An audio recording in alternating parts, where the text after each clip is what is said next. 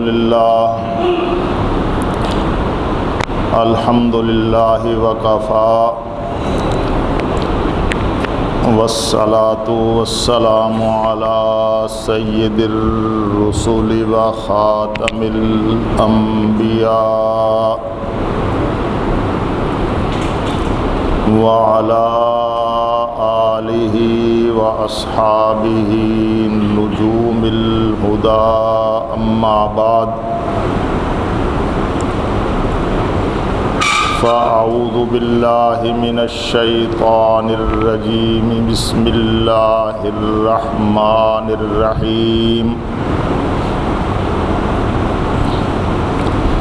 یا ایہا الذین آمنوا اتقوا اللہ حق تقاتہ ولا تموتن الا وانتم مسلمون واعتصموا بحبل اللہ جميعا ولا تفرقوا واذکروا نعمت اللہ علیکم اذ کنتم اعداء فألف بین قلوبکم فاصبحتم بنعمته اخوانا وَكُنْتُمْ عَلَى شَفَا حُفْرَةٍ مِّنَ النَّارِ فَأَنْقَذَكُم مِّنْهَا كَذَلِكَ يُبَيِّنُ اللَّهُ لَكُمْ آيَاتِهِ لَعَلَّكُمْ تَهْتَدُونَ وقال رسول اللہ صلی اللہ علیہ وسلم كونوا عباد اللہ اخوانا سبحانک لا علم لنا الا ما علمتنا انک انت العلیم الحکیم رب اشرح لی صدری ویسر لی امری واحلل عقدۃ من لسانی یفقہوا قولی آمنت باللہ صدق اللہ مولانا العظیم وصدق رسولہ النبی الکریم الامین۔ محترم حضرات، اللہ تبارک و تعالی آج کا دن ہمارے لیے اور پوری امت مسلمہ کے لیے مبارک دن کے طور پر نصیب فرمائے، اور جو چاروں طرف عبادات کا سلسلہ ہو رہا ہے، قربانیاں دینے کی تیاری ہو رہی ہے، اللہ تبارک و تعالی اس سارے عمل میں اخلاص اور قبولیت کا عنصر شامل فرمائے۔ یہ عید الاضحیٰ ہے، مسلمانوں کی تاریخ کا سب سے بڑا تہوار، کہ جس میں پوری دنیا میں پھیلے ہوئے مسلمان اللہ تبارک و تعالیٰ کے حکم پر وہاں مناسک حج ادا کرنے والے حجاج کرام مسلمانوں کے ساتھ ایک ہم آہنگی اور ایک مناسبت پیدا کرنے کے لیے بہت سے اعمال وہ اختیار کرتے ہیں جو مناسک حج کا حصہ ہے۔ ان میں سے آج کے دن کی قربانیوں کا سلسلہ بھی ہے۔ بلا شبہ اللہ تبارک و تعالی نے خانہ کعبہ کی تعمیر حضرت ابراہیم اور حضرت اسماعیل دونوں باپ بیٹا سے کروائی، جو نبی اور رسول بھی تھے اور آنے والی امتوں کی ایک بنیاد اور ایک عظمت بھی تھے۔ پھر اللہ تبارک و تعالی نے حضرت ابراہیم علیہ السلام سے کہا کہ وَأَذِّن فِي النَّاسِ بِالْحَجِّ، لوگوں میں حج کا اعلان کر دو، یأتوک رجالا وعلی کل ضامر یأتین من کل فج عمیق، تم یہاں ہو مکہ معظمہ میں، لیکن جب اعلان کرو گے تو چاروں طرف سے من کل فج عمیق، دور دراز کی بستیوں سے، آبادیوں سے لوگ پیدل بھی اور سواریوں پر سوار بھی آئیں گے اور مناسک حج ادا کریں گے۔ اس سے پہلے بھی خانہ کعبہ کسی نہ کسی انداز سے اسی جگہ پر موجود تھا، لیکن پھر حضرت ابراہیم علیہ السلام کے اس اعلان کے بعد یہ اس طرح آباد ہوا کہ اب تک آباد ہے اور قیامت تک آباد رہے گا، اس لیے کہ نبی آخر الزمان سرور کائنات سید الکونین والثقلین سید الانبیاء والمرسلین سید الاولین والآخرین خاتم النبیین والمعصومین حضرت محمد الرسول اللہ صلی اللہ علیہ وسلم اللہ کی تقدیر کے مطابق اور حضرت ابراہیم علیہ السلام کی دعا کے مطابق اسی مکہ میں پیدا ہوئے اور یہیں مبعوث ہوئے، اور پھر آپ نے دین کی تمام جو بنیادیں تھیں وہ یہاں قائم کی اور دین کے تمام احکام پر خود بھی عمل کیا اور امت کو بھی ان پر عمل کرنے کے لیے باقاعدہ تعلیم ارشاد فرمائی۔ اس سے پہلے کسی نبی کو اس طرح کا ماحول نہیں ملا۔ سرور دو عالم چونکہ نبی آخر الزمان تھے، اب قیامت تک آپ کے بعد کوئی نیا نبی آنے والا نہیں تھا، کوئی ایسا نہیں تھا نہ ہوگا کہ جس کو نبوت دی جائے، اس لیے اللہ تبارک و تعالی نے قیامت تک کے لیے اس نبوت اور اس دین کو باقی اور قائم رکھنے کے لیے پیغمبر دو عالم صلی اللہ علیہ وسلم کو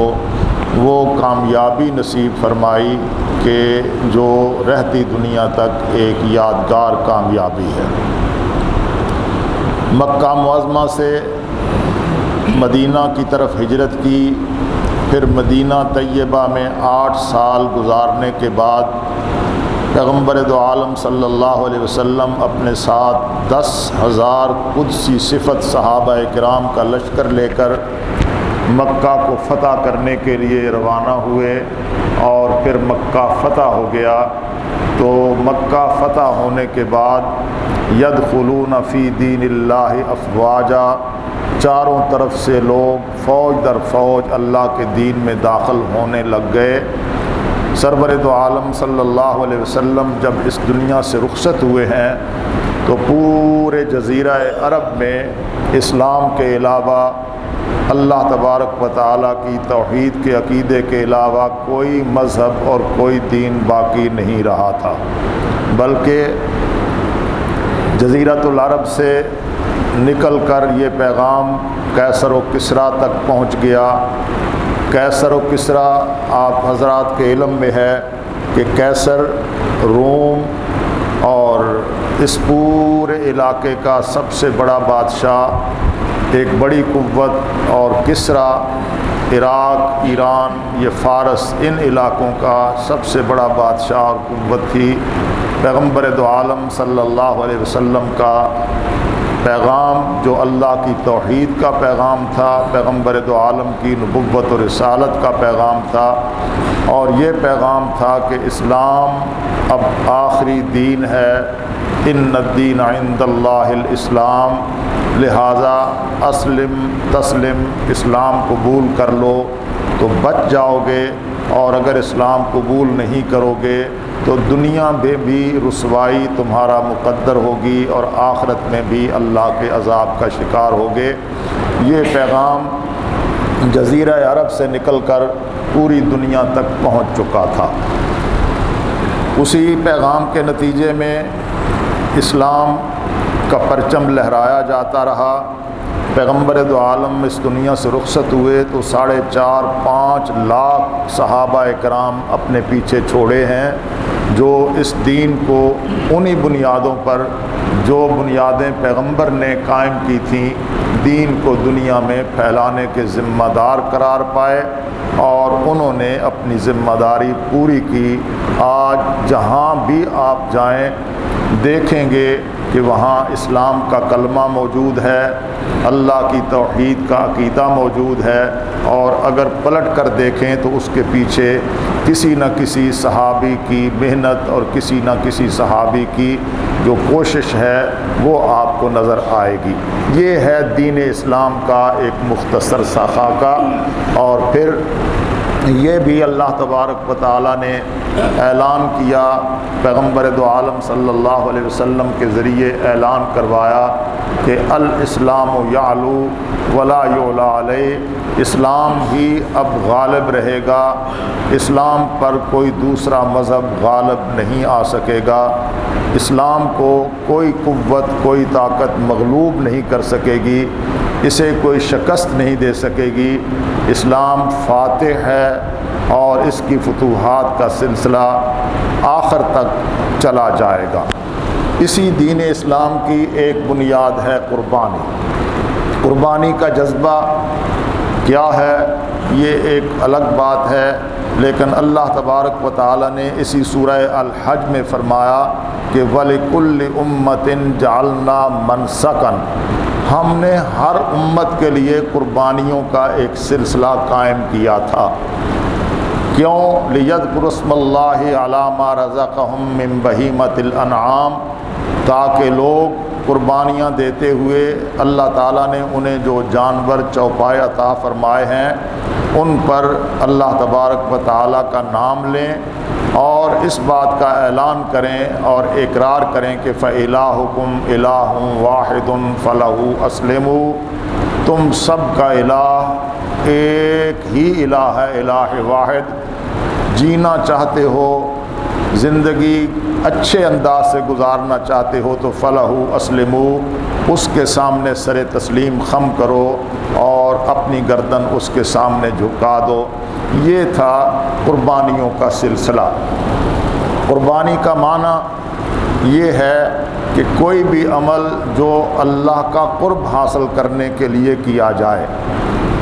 اخلاص کے ساتھ، ایک جذبے کے ساتھ، ایک گویا دل کی کیفیت کے ساتھ، کوئی بھی عمل جو اللہ کا قرب حاصل کرنے کے لیے کیا جائے اس کو قربانی کہتے ہیں۔ لیکن قربانی کی سب سے بڑی جو کیفیت ہے وہ ہے جانوروں کا ذبح کرنا، اور پھر اس جذبے کا اظہار کہ یہ جانور ہیں، اگر اللہ کے دین کے لیے، پیغمبر دو عالم صلی اللہ علیہ وسلم کی لائی ہوئی شریعت کی سربلندی کے لیے کبھی ہمیں اپنی جان قربان کرنا پڑے تو ہم اس کے لیے بھی تیار ہیں۔ جس طرح انتہائی خوشی کے ساتھ اور اطمینان قلب کے ساتھ آج ہم جانور ذبح کر رہے ہیں، اسی طرح ہم اپنی گردنیں کٹوا کر، اپنا خون دے کر، اپنی لاشیں گروا کر اللہ کے دین کی سربلندی کے لیے کام کریں گے، اور ایک قدم بھی اس سے پیچھے نہیں ہٹیں گے۔ یہ ہے پورا قربانی کے نظام کا خلاصہ۔ جہاں تک تعلق ہے پیغمبر دو عالم صلی اللہ علیہ وسلم کی اپنی ذاتی سنت کا، تو پیغمبر دو عالم 10 سال مدینہ طیبہ میں رہے ہیں، ہر سال قربانی دیا کرتے تھے۔ یہ ام المومنین سیدہ عائشہ رضی اللہ تعالی عنہا کا بیان ہے۔ جب پیغمبر دو عالم حجۃ الوداع ادا کرنے کے لیے تشریف لے گئے ہیں اس وقت تقریباً 1.25 لاکھ صحابہ آپ کے ساتھ تھے۔ پیغمبر دو عالم نے عرفات سے واپسی پر منا میں قیام کے دوران جو قربانیاں کی ہیں قربان گاہ میں، تو تمام روایات اس بات پر متفق ہیں اور صحیح روایات یہی ہیں کہ پیغمبر دو عالم صلی اللہ علیہ وسلم نے قربان کرنے کے لیے 100 جانور خریدے، 100 جانوروں کا اہتمام کیا۔ 63 جانور پیغمبر نے اپنے ہاتھوں سے ذبح کیے اور باقی پیغمبر دو عالم نے حضرت علی المرتضیٰ رضی اللہ تعالی عنہ سے کہا کہ دوسرے صحابہ کے ساتھ تعاون لے کر باقی جانور ذبح کر دو۔ یہ 100 جانوروں کی پیغمبر دو عالم نے حجۃ الوداع کے موقع پر اپنی طرف سے قربانی دی۔ ہر سال جو قربانی دیتے تھے پیغمبر دو عالم قربانی دیتے وقت یہ کہا کرتے تھے کہ اللہ یہ جانور تو نے عطا کیا ہے، میں اس جانور کو تیرے نام پر ذبح کر رہا ہوں اپنی طرف سے اور اپنی امت کی طرف سے، یعنی پیغمبر نے امت کو بھی ہمیشہ یاد رکھا۔ حضرت علی المرتضیٰ رضی اللہ تعالی عنہ خود ہمیشہ 2 جانور ذبح کیا کرتے تھے، اور جب پوچھا گیا تو فرمایا کہ میں 1 جانور تو اپنی طرف سے ذبح کرتا ہوں اور 1 پیغمبر دو عالم صلی اللہ علیہ وسلم کی طرف سے کہ حضور نے مجھے اس کا حکم دیا تھا۔ یہ ہے جانوروں کی قربانیوں کا سلسلہ۔ اللہ تبارک و تعالیٰ نے اس امت میں اسے جاری رکھا ہے اور قیامت تک یہ جاری رہے گا۔ لبرل دانشور، اپنے آپ کو سکالر اور محقق کہنے والے، سیکولر ہوں، لبرل ہوں، نہ جانے کیا کیا بلائیں اس ملک میں اور اس دنیا میں موجود ہیں، وہ جتنا مرضی ہے ماتم کرتے رہیں، چیختے رہیں، پیٹتے رہیں، اپنا چہرہ نوچ لیں، لیکن قربانیوں کا یہ سلسلہ جو پیغمبر دو عالم نے شروع کیا تھا، اسے کوئی دنیا کی طاقت روک نہیں سکتی، کوئی پراپیگنڈا نہیں روک سکتا۔ امت اپنے اس جو دین ہے اس پر قائم ہے اور یہ امت اس دین پر قائم رہے گی۔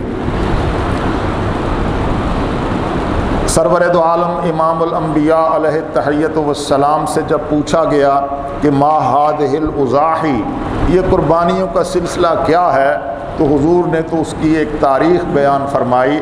کہ سنت ابیکم ابراہیم، یہ تمہارے باپ ابراہیم کی سنت ہے۔ حضرت ابراہیم علیہ السلام نے قربانیوں کی ایک بہت بڑی تاریخ رقم کی ہے،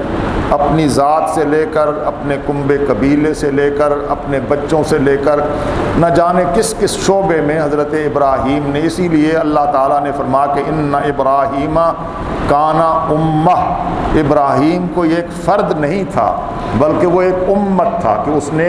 اپنے بعد ایک امت کو کھڑا کر دیا، اور حضرت ابراہیم کی پیروی قیامت تک اسی طرح ہوتی رہے گی۔ پیغمبر دو عالم نے اس پیروی کے راستوں کو متعین کر دیا۔ حضرت ابراہیم کی قربانی کیا تھی کہ بیٹا جب چلنے پھرنے اور بھاگنے دوڑنے کے قابل ہو گیا، فلما بلغ معہ السعی، اس کے ساتھ چلنے پھرنے اور دوڑنے بھاگنے کی عمر تک پہنچ گیا، تو ایک دن آ کر ابراہیم نے اپنے بیٹے سے کہا کہ اے میرے بیٹا، انی رآ فی المنام انی اذبحک فانظر ماذا تری، میں خواب میں کیا دیکھتا ہوں کہ میں اپنے ہاتھ سے تمہیں ذبح کر رہا ہوں، تم بتاؤ تمہاری کیا رائے ہے۔ میں لفظوں کا ترجمہ بھی نہیں کر رہا، مفہوم بھی پوری طرح واضح نہیں کر رہا، آپ خود سمجھدار ہیں اور صاحب علم و دانش ہیں، بہت آسانی سے سب باتیں سمجھ جاتے ہیں۔ حضرت ابراہیم نے کہا کہ فانظر ماذا تری، تم سوچو، تم غور کرو کہ تمہاری رائے کیا ہے۔ تو حضرت اسماعیل علیہ السلام نے یہ کہا یا ابت افعل ما تؤمر، اے ابا جان جس بات کا آپ کو اللہ کی طرف سے حکم دیا گیا ہے آپ وہ کر گزریں، ستجدنی انشاء اللہ من الصابرین، آپ یقیناً مجھے صبر کرنے والوں میں پائیں گے۔ یہ ذبح ہونے کا لفظ جو ہے یہ کوئی معمولی لفظ نہیں تھا کہ حضرت اسماعیل کو سمجھ نہ آیا ہو کہ پتہ نہیں کیا کہہ رہے ہیں۔ جب کہا کہ میں ذبح کر رہا ہوں تو آگے یہی کہا کہ یا ابت افعل ما تؤمر ستجدنی ان شاء اللہ من الصابرین۔ پھر قربانی کی روایت یہاں سے شروع ہوئی ہے کہ فلما اسلما وتلہ للجبین، جب دونوں تیار ہو گئے۔ وہ علامہ اقبال مرحوم نے کہا تھا کہ یہ مکتب کی کرامت تھی یا اسماعیل علیہ السلام کی فطری جو ہے دانش مندی اور فطری سعادت مندی تھی کہ اسماعیل کو کس نے آداب فرزندی سکھا دیے۔ یہ اللہ تبارک و تعالیٰ کی طرف سے نبوت کی صفات میں سے ایک صفت ہے۔ بہرحال فلما اسلما وتلہ للجبین، جب دونوں اپنے اپنے کام کے لیے تیار ہو گئے، سر تسلیم خم کر لیا، یعنی باپ اپنے بیٹے کو اپنے ہاتھوں سے چھری کے ساتھ ذبح کر کے اس کا خون بہانے کے لیے تیار ہو گیا، اور بیٹا اللہ تبارک و تعالیٰ کے حکم پر اپنی گردن کٹانے کے لیے اپنا خون دینے کے لیے تیار ہو گیا۔ اور تلہ للجبین، باپ نے اپنے بیٹے کو پیشانی کے بل لٹا لیا تو نادیناہ ان یا ابراہیم قد صدقت الرؤیا انا کذالک نجزی المحسنین وفدیناہ بذبح عظیم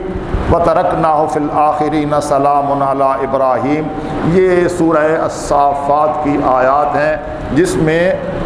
اللہ تبارک و تعالیٰ نے اس پورے منظر کو لفظوں میں بیان کر دیا۔ اگر آج بھی اس منظر کا تصور کیا جائے آنکھ بند کر کے تو انسان کے رونگٹے کھڑے ہو جاتے ہیں، اور اس قربانی پر ان دونوں باپ بیٹے کو خراج تحسین پیش کیے بغیر کوئی بندہ نہیں رہ سکتا کہ جب باپ اپنے بیٹے کو اپنے ہاتھوں سے ذبح کرنے کے لیے تیار ہو اور بیٹا اپنے باپ کے ہاتھوں سے جیتے جاگتے اپنی یہ زندگی اللہ تبارک و تعالیٰ کے حکم پر قربان کرنے کے لیے تیار ہو، کیا منظر ہوگا، کیا کیفیت ہوگی اور کس طرح کا ماحول ہوگا۔ یہی ماحول پیغمبر دو عالم صلی اللہ علیہ وسلم نے چھوڑا ہے اپنی امت میں۔ آپ دیکھ لیں کہ جانوروں کی قربانی تو ہو رہی تھی، لیکن احد کا میدان ہو، بدر کا میدان ہو، حنین کا میدان ہو، غزوہ فتح مکہ ہو، جتنے بھی غزوات حضور صلی اللہ علیہ وسلم کی زندگی میں ہوئے، صحابہ کرام اپنے گھروں سے اپنی جان دینے کی نیت سے چلتے تھے، اس نیت سے نہیں کہ مجھے پلٹ کر آنا ہے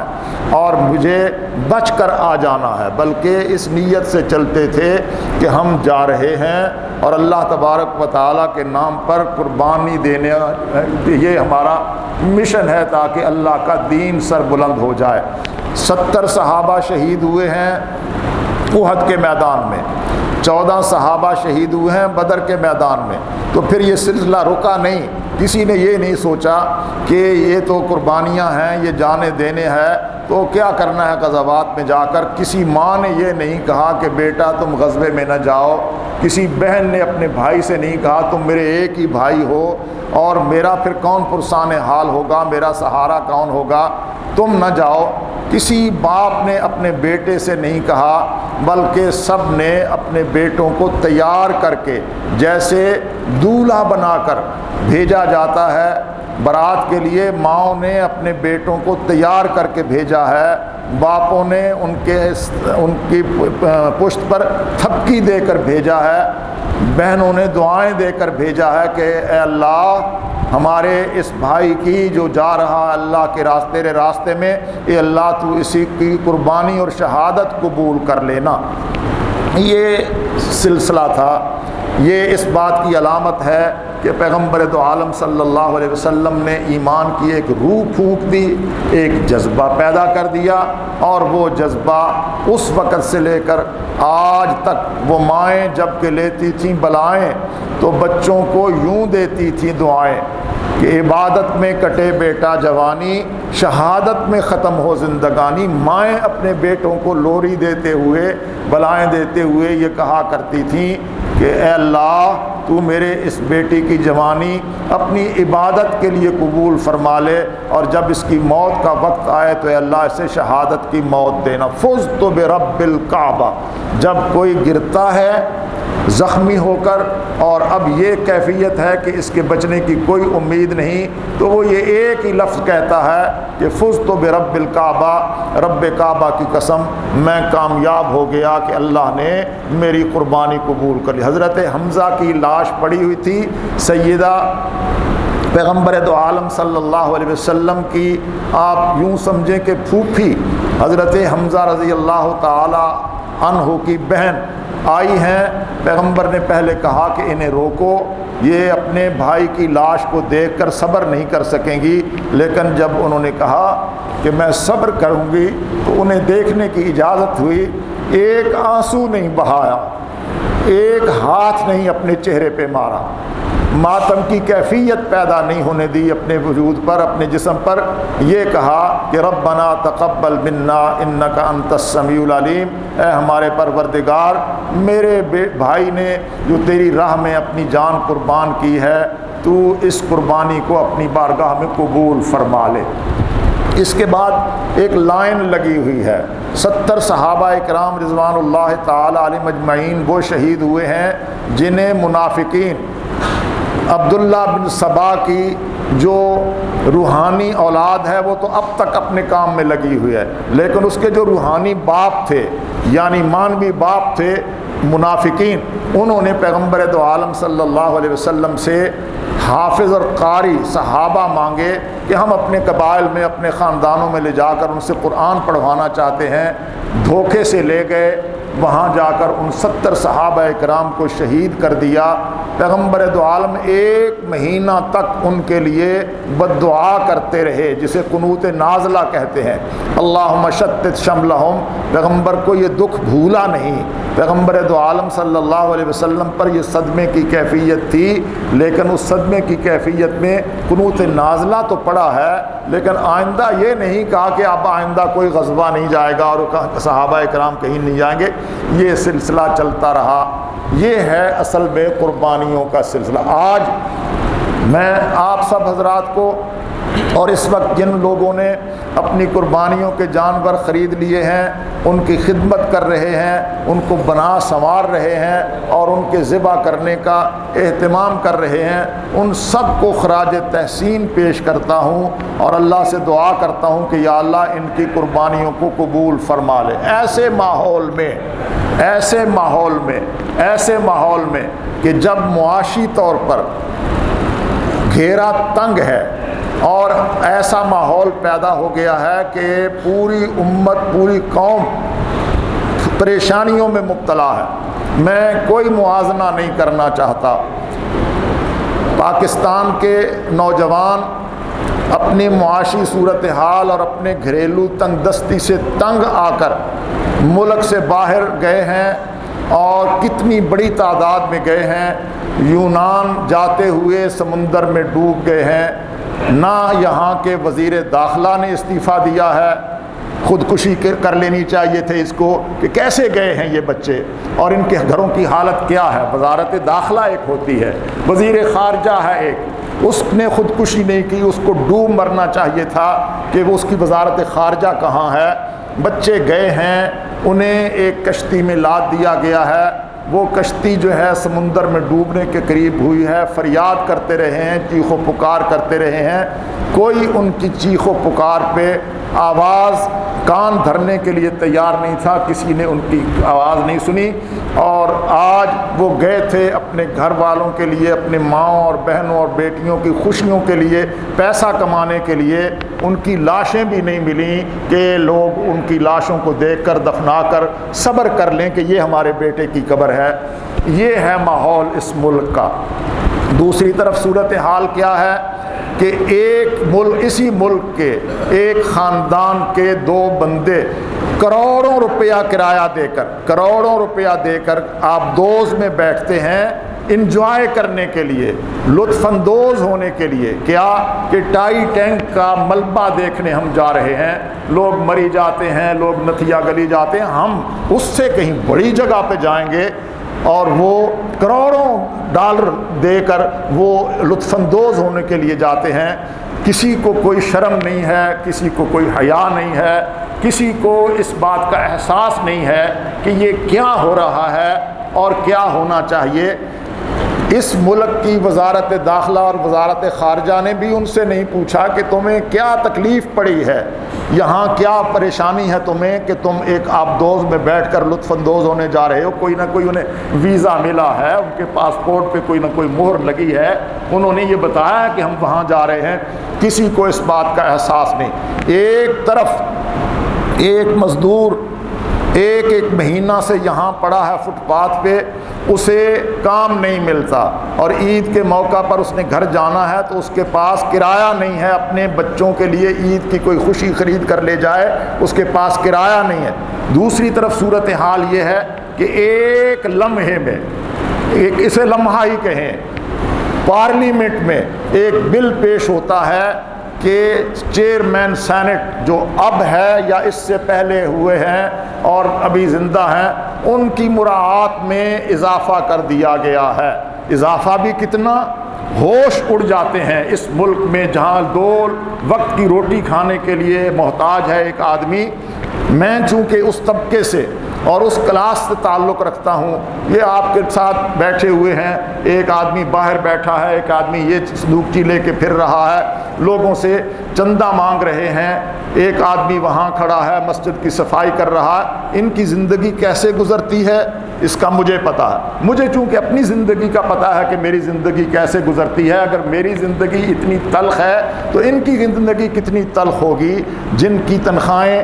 12,000 14,000 15,000 16,000 17,000 سے زیادہ نہیں ہیں، اور ان کو ہر آدمی جھڑکتا ہے، ہر آدمی رعونت اور غصے کے ساتھ دیکھتا ہے کہ تم نے یہ کیوں نہیں کیا، تم نے یہ کیوں نہیں کیا۔ اس ماحول میں چونکہ میں ایک ایسے طبقے سے تعلق رکھتا ہوں کہ جس کی اس ملک میں کوئی مراعات نہیں، اس کے لیے بجٹ میں کسی قسم کا کوئی اضافہ نہیں، اس کے لیے تنخواہوں کے اضافے اور کوئی الاؤنس نہیں ہے، میں اس طبقے سے تعلق رکھتا ہوں۔ آپ اندازہ کریں کہ سینٹ کے چیئرمین اور جو ابھی چیئرمین نہیں رہے، ان سب کے لیے ایک لمحے میں ایک بل پیش ہوتا ہے، اور وہ ان کی مراعات جس سرکاری گھر میں، جو سرکاری گھر انہیں حاصل ہے، ایک جگہ پہ نہیں کئی جگہ پہ، ان تمام سرکاری گھروں کی آرائش، ان کی زیب و زینت، ان کی چہل پہل، اس کے لیے ان کی تنخواہوں میں نہیں، مراعات میں اضافہ کر دیا جاتا ہے۔ اور شرم نہیں آتی کہ پھر صدر صاحب بھی اس پر دستخط کر دیتے ہیں، پوری پارلیمنٹ اس کو مان لیتی ہے، اور پھر اس کے صلے میں یہ ہوتا ہے کہ ایک بادشاہ صدر صاحب ملک سے باہر تشریف لے جاتے ہیں، اسی سینٹ کے چیئرمین کو وہ بنا جاتے ہیں، ظاہر ہے قانون یہی، آئین یہی ہے کہ اس کو بنا دیتے ہیں وہ قائم مقام صدر، اور قائم مقام صدر جو ہے ایک لمحہ ضائع کیے بغیر اس کا صلہ دینے کے لیے، جو کچھ ان کو ملا ہے اس کا بدلہ دینے کے لیے اس قانون پر دستخط کر دیتا ہے، جس قانون کے مطابق جہانگیر ترین اور نواز شریف کی تاحیات نااہلی ختم ہو کر 5 سال رہ جاتی۔ یہ ایک دوسرے کے ساتھ جو صلہ ہے، ایک دوسرے کو تم مجھے یہ دو میں تمہیں یہ دے دوں گا۔ ایسے ماحول میں جب زندگی اتنی تلخ ہے اور زندگی میں تکلیف دینے والے ایسے واقعات پیش آ رہے ہیں، مجھے اس بات سے کوئی غرض نہیں ہے۔ میں تو یہ سمجھتا ہوں کہ اللہ تبارک و تعالی ہمارے گناہوں پر ہم سے کچھ ناراض ہیں، اور اس کا نتیجہ یہ ہے کہ یہ اس طرح کی ہمیں اذیت ناک صورتحال سے گزرنا پڑتا ہے، اذیت ناک خبریں سننا پڑتی ہیں۔ آج ہم یہ طے کر لیں کہ جس طرح ہم اپنے جانوروں کی قربانی دینے چلے ہیں اللہ کے نام پر اخلاص کے ساتھ، اسی طرح ہم رجوع کرتے ہیں اللہ تبارک و تعالیٰ کی طرف، اپنے گناہوں کی معافی مانگتے ہیں۔ اللہ کا کہنا یہ ہے کہ ما عندکم ینفد وما عند اللہ باق، جو تمہارے پاس ہے یہ سب ختم ہونے والا ہے، اور جو اللہ کے پاس ہے وہ باقی رہنے والا ہے۔ کسی نے حیران کن بات یہ ہے کہ 13